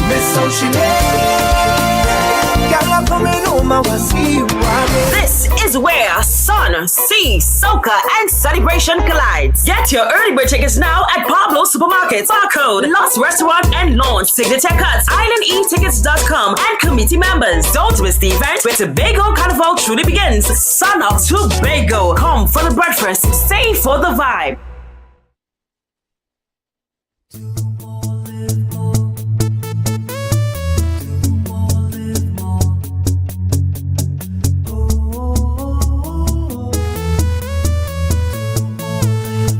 This is how it's gonna go.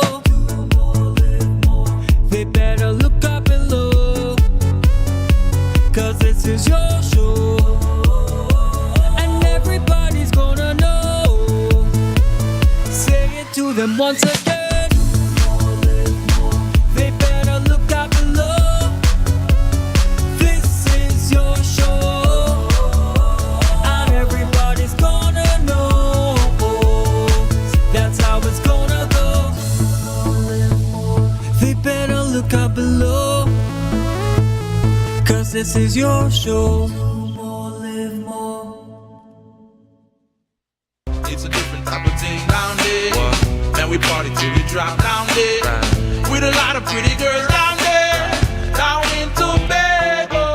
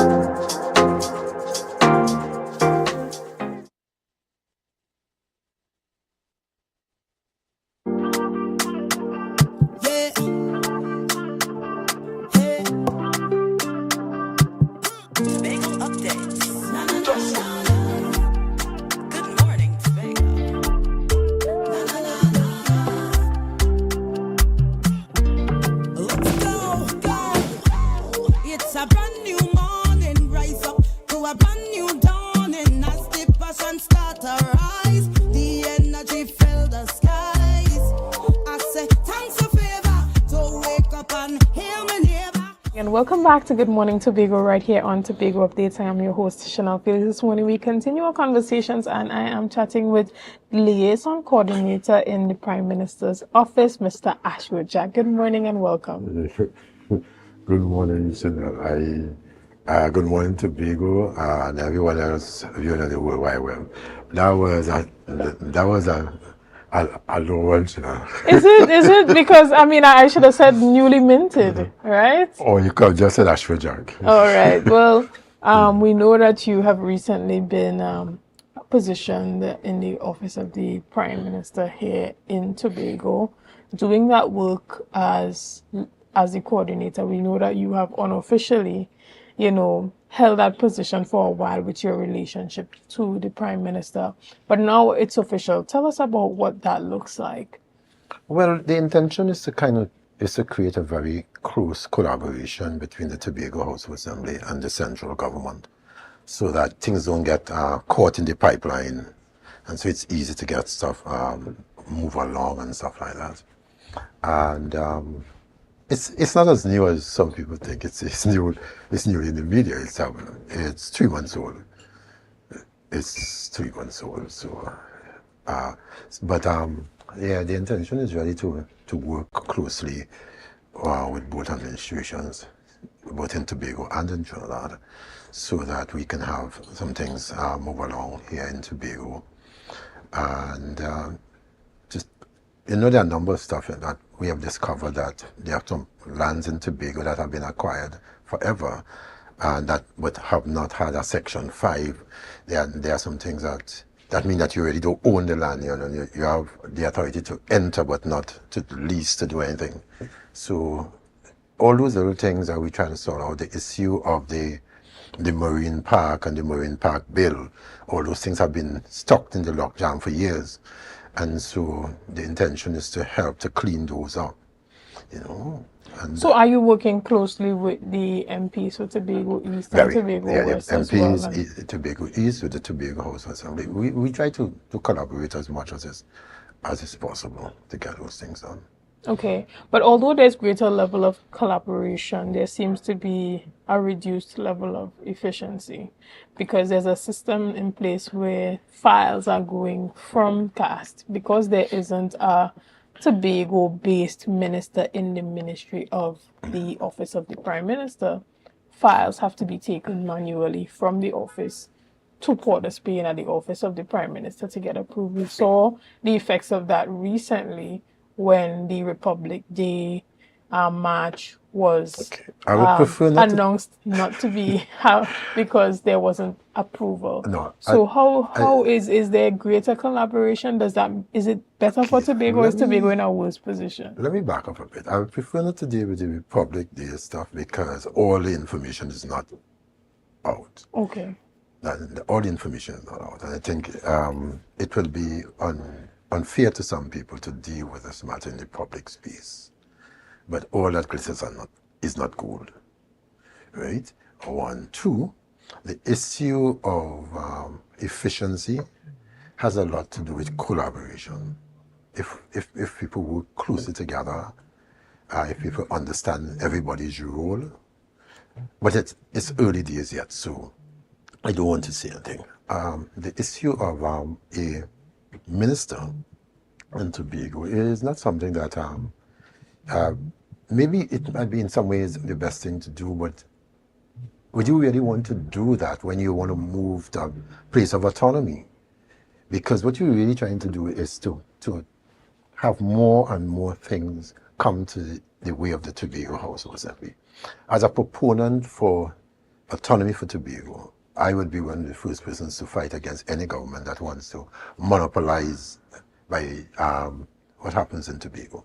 What we have noticed is that things that were done years ago, 21, 25 years ago, we're regressing into handing them back to the central government. And it's interesting that we started off with this because my invitation here was actually to speak about Mr. Charles. And I think that is a good place to branch off because, and I'm saying that because I was part of the administration in December of 1996 when Act number 40 of 1996 was ascended to, and when the new Tobago House of Assembly, as it were, was put in place. And at that time, of course, none of the infrastructure was in place. It was a new act.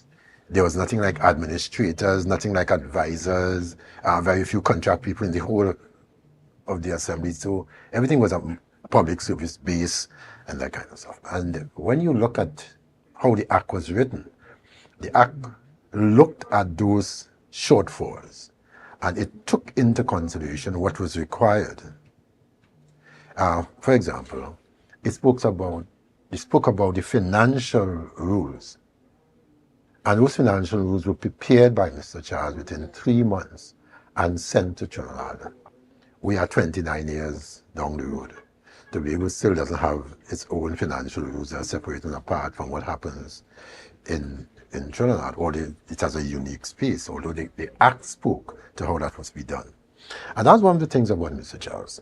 Mr. Charles was one person who understood the Act, because helping write the Act made that easy. You know, there are a couple of us who are very much involved in the writing of the Act, so we understood what it meant. And Hutroy was the kind of person who every ounce of authority that was his by law, he took it. And even some that was not his by law, he took it. you know, I remember he used to say something, you must understand the range of your power. Right. And never shoot closer. Always go to the full extent of the range of your power. And so Hutroy always tested the system. He always wanted more, and he looked at it and said, this is not exactly what we want, because for people who don't know, Act number 40 did not come out the way it went in. Act number 40 gave Tobago the lawmaking powers and all that. The bill gave Tobago lawmaking powers and stuff like that. But what had happened, the numbers was not as such that you could have gotten the 3/5 majority. And the then Patrick Mayan administration refused to support it. In fact, if you go back to the thing, you will see Mr. Manning speaking about not breaking up the union, giving Tobago too much power is breaking up the union. And so that was, we end up coming out with what we now have as Act number 40. If that was done since in 96, you would not have had all this talk about the autonomy, because we would have passed that, we would have been able to deal with that. But what was worst about that is that after that period, what you saw is that there was almost a train up of the hands, and a lot of the authority and stuff that was given in Act number 40, people just allowed it to just go. And there were a number of things that Mr. Charles would have done, and in terms of how he managed this place, because I think in the first year our development budget was $37 million. And that's how the Dispute Resolution Commission was triggered, because there's just little or nothing you could have done with $37 million. And out of that, Mr. Charles then started the scholarship fund that from doctors and for engineers. We were doing construction roads starting on the 14th of February 1997. We started the road from Providence into Lescotho. Right after that, we were doing the road in Speyside, and we were doing the road in Parle-Travers. We did some work in Mason Hall when the road was flooding. St. Louis used to flood, so we had to cut. All that with very little. But what Mr. Charles did, that he looked at the budget and he looked at recurrent vis-a-vis development. And he kind of recalibrated that with some of the vacant positions and stuff like that. And that was part of it, but he was also a stickler for work habits. And so when you hired Ashley Douglas as your development person, you realize you will get work done. Right. And so that's one of the things that I have seen deteriorate in the years in terms of work habit. Persons look at Mr. Charles as someone who was a visionary, or even someone who was before their time. But this award came after his death, so there are persons Yeah. who feel like, why wasn't he given his flowers But while he was alive? people like me wouldn't be able to speak to what should have happened in the last 10 years because it had no influence as to what happened in the last 10 years. And this government is only 5 months old. And in the very first iteration of the national award, Mr. Charles is honored with the highest. That I can speak to. That I can speak to. But in terms of maybe there's some good and bad in not attempting to honor Mr. Charles in the last period. I'm going to tell you why. If you know Huchai, more than likely Huchai was going to say no. That was the nature of the man. More than likely he was going to say, no, I don't want nobody to honor me. I want to be left alone. That was the nature of the gentleman. But he deserves everything that he got. I remember, and we were talking about work habit. I remember I had an experience with Mr. Charles when I was at Works. When we started this assembly, as I said, there was no administrators, there was nothing. There's a gentleman by the name of Umslafagus Job. He was the technical officer.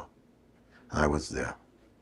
And so we had to be working to help to write the Tobago, put everything in place for the division for the budget. Those days the budget was in January. Of course, December, budget in January, so late hours.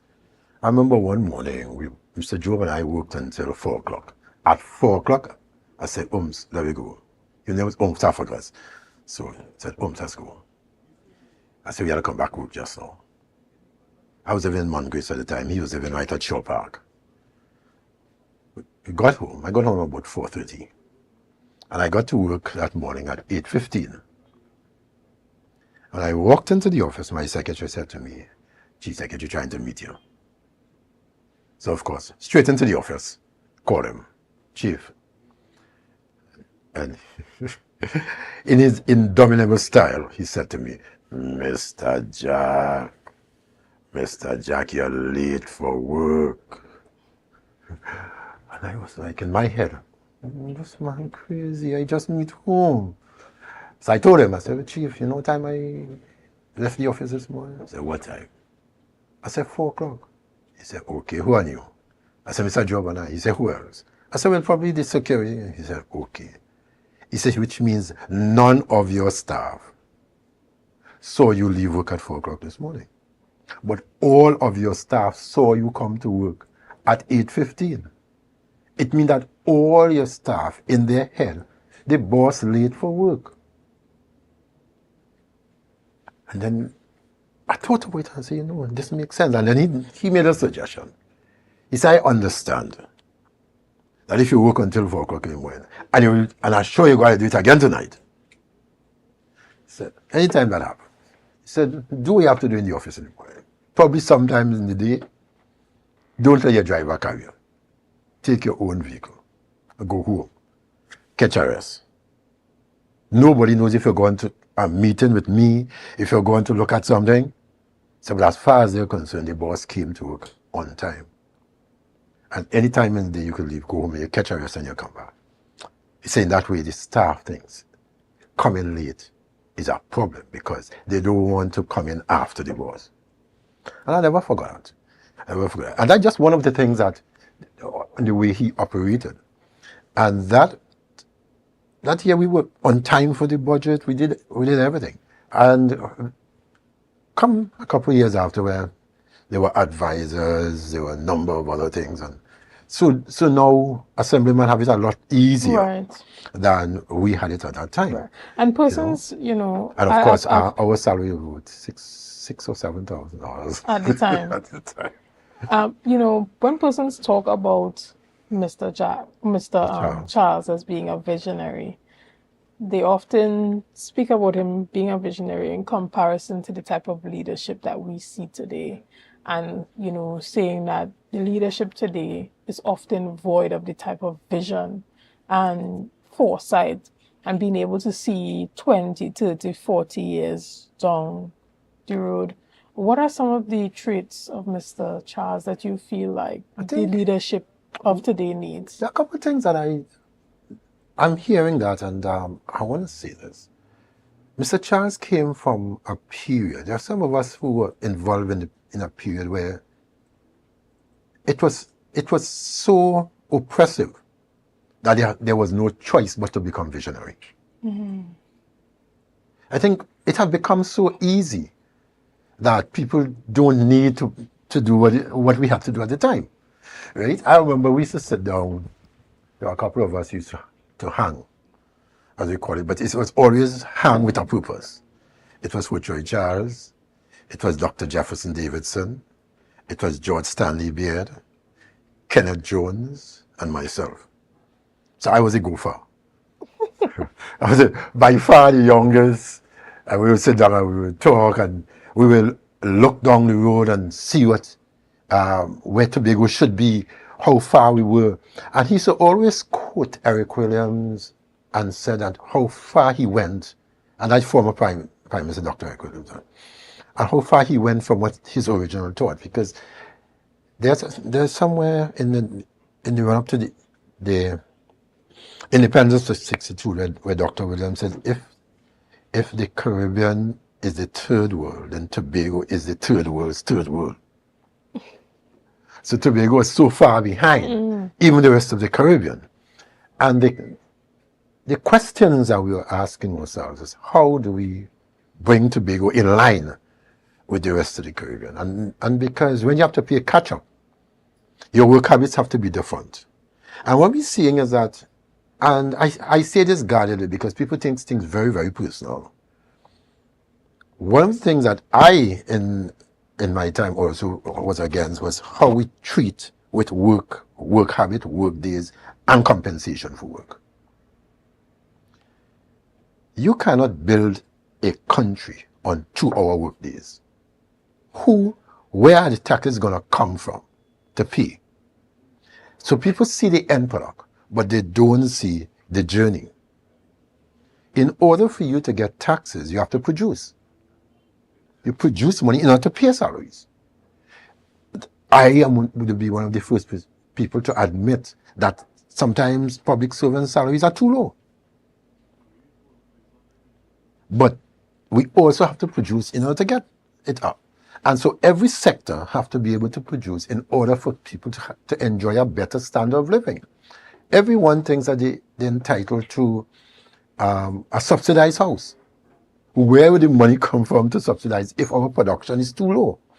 And so my admonition to all of us is that we need to revisit where we are and to see how we can fix that, because other than that, we are going to end up in a really bad place. The oil money is not there as it used to be. And I hear people crying every day. And a lot of people, this cry is real. It's genuine. They really don't have. But how do we do that? How do we fix that without changing, one, the way we plan? And Mr. Charles was a planner. He understood. He saw down. I remember, I think I saw it on a video the other day. I remember when he was about to implement the scholarship program, everybody thought he was crazy. Where are getting money from? And what his thing was, if you don't get it now, who will see about your people 20 years down the road? Who will see your people 10 years? So you need the doctors, you need to build your country, you need to build infrastructure. And so he was adamant that we couldn't eat everything now. You had to put away some. Understood. For down the road. So guys, we are talking about the national award that was given to former Chief Secretary Woodrow Charles. So we're going to take a quick break right here, and we'll be back with much more on this conversation right after this. See you soon. It's a brand new morning, rise up to a brand new dawning. As the passion start to rise, the energy fill the skies. Quartz is well known as the Caribbean's largest retailer, providing consumers for generations with the very best products to enhance their homes. This year, we bring our expertise to businesses. Quartz Business Solutions will serve small, medium, and large companies with the very best products at the most competitive prices, backed by warranties and after-sales support. Hoteliers, office managers, restaurants, and so many more. Quartz Business Solutions, a brand of the Unicomer Group.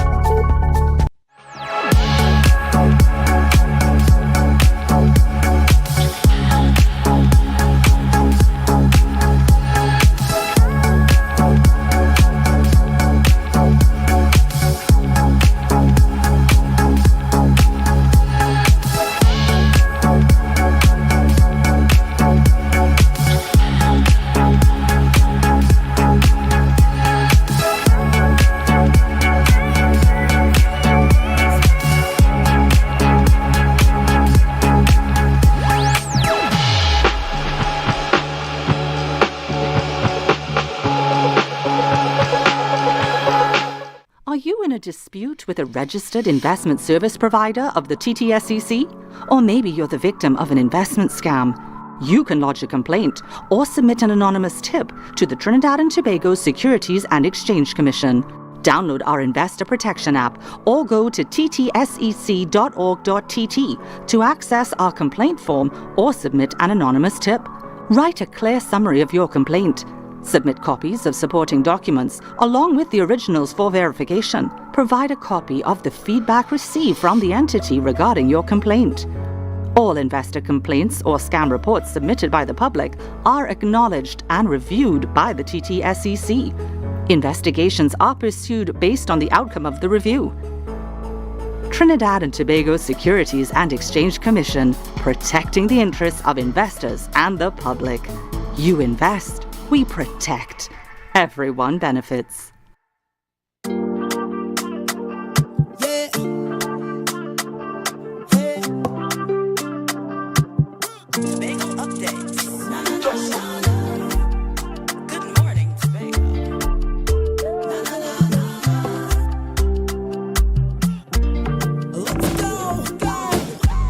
It's a brand new morning, rise up to a brand new dawning. As the passion start to rise, the energy fill the skies. Good morning and welcome back to Good Morning Tobago right here on Tobago Updates. I'm your host Chanel Felix. This morning I'm in studio chatting with former Assemblyman Ashwood Jack, who this morning we're talking about the national award that was awarded to former Chief Secretary Ho-Choi Charles. Good morning and welcome back. I'm talking a bit about the history of Mr. Charles and where he started and how he even got to the place of becoming Chief Secretary. How did people view him at that time? Because, you know, during that particular period, persons who would oppose the norm would be seen as rebels. Tell us a bit about how he was viewed, how he was accepted, and how it led to him now today being seen as one of the biggest visionaries in Tobago's history. You know, I'm trying to remember exactly who the author was. And he spoke about people being untimely ripped from their mother's womb. Meaning that they are before the time. And sometimes you wonder if Ho-Choi was not one of those people who were before the time. You know, the things that Ho-Choi wanted to see done, you know, people thought, you're crazy. This can happen, that can happen.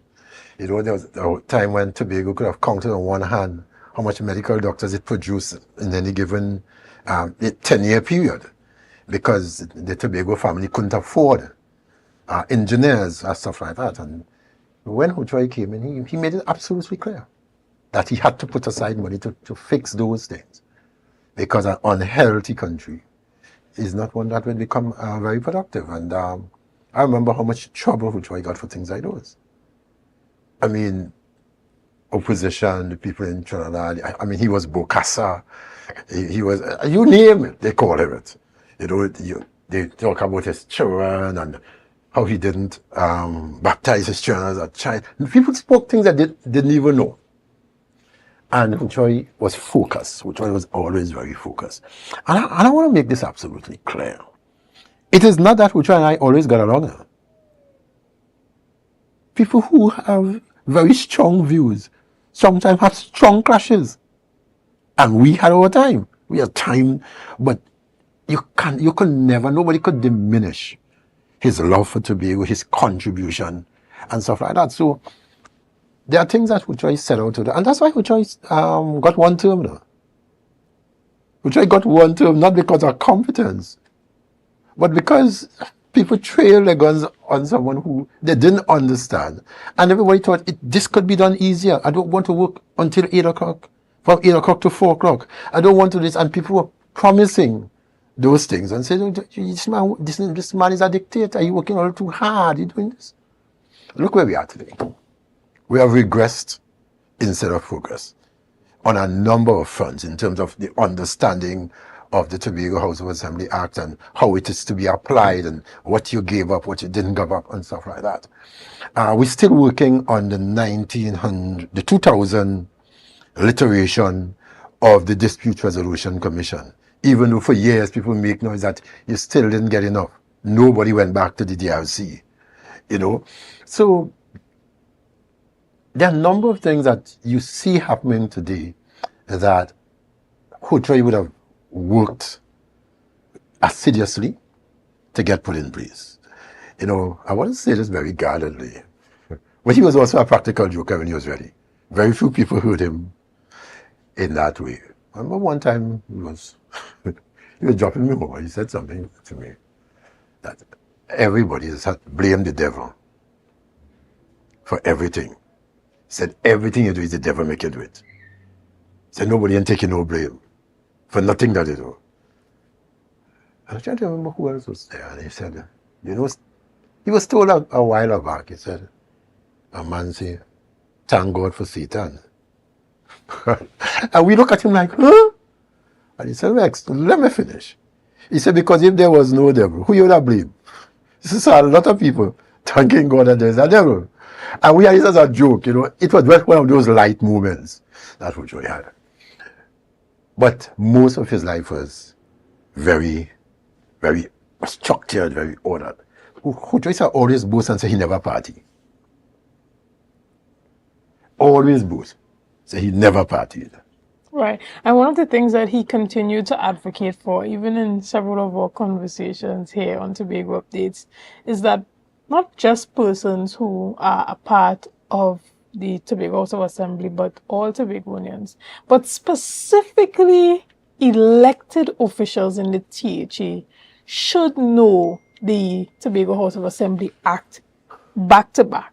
From the back page to the front page and from the front page to the back page. They should know it like the back of their hand. And he highlighted the fact that the reason why the Tobago House of Assembly is in many cases ineffective is because the persons who are tasked at running it, leading it, the administrators, secretaries, oftentimes are not fully aware or understanding of the act that guides the duties that they perform on a daily basis.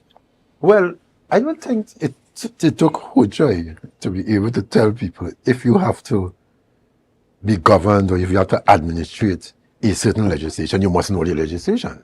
You know, it's interesting, you know. He used to say something else to us, and it's in the same light. He said, if you want to teach Chanel Spanish, you have to learn two things. He said Chanel and Spanish. You have to know Chanel what rate she can learn Spanish at, and you have to know Spanish in order to teach her Spanish. I mean, quite similarly, if you have to administer the Tobago House of Assembly Act, you must know the act. You must be able to interpret it. You must be able to look at it against the rest of the Constitution and other constitutional amendments or other pieces of legislation. And so I am hoping, I'm hoping that what you're saying there is not correct. That every administrator, every person who is in charge of finance, every person who is an assemblyman, or every person who is a secretary or assistant secretary, took the time to learn the act, not just to learn the words, but to understand the meaning of it, understand how it relates to other things. Other than that, we're going to be in trouble. Totally understood. Unfortunately, we've run out of time this morning, but is there anything that you want to say in closing as it pertains to persons embracing this national award that was given to Mr. Huchoy Charles and having us, you know, continue to highlight his work and his memory in a positive way? I want to say this about about people's expectations. I remember in my very early days of politics, and that's a long time ago, one of the things that was said about Huchoy is that Huchoy is a dunce. He don't have no degree, he didn't do this, he didn't do that. And I said, it's interesting to see the same people with all the papers before and behind the name. None of them have been able to produce 1/10 of what Huchoy will produce. Vision doesn't be on paper. Vision is in the head. And so I want to say to young people, yes, it is okay. You need to go out to school. You need to do what you have to do. But you have to apply yourself. There need to be that vision that says, this is where I want to go, and this is how I'll get there. And this is the vehicle that will take me. To Huchoy's family, all of us who have served in public office, when I say serve, I don't mean got elected. There's a difference between elected and appointed and serving. Knows the sacrifice that is required. Sometimes your children don't know you. You leave in the morning before they get up, and you come in the night when you come home. And Huchoy was one of those. For those of us who have been like that, we understand the sacrifice you have made. Not only Huchoy, but Miss Ika, his wife, and his children, Boya, Nicole, Wayne passed, and Ricky. We understand the sacrifices you have made, and I want to say that this is just a small token of the nation's appreciation for the sacrifice not only Mr. Charles but his family have made.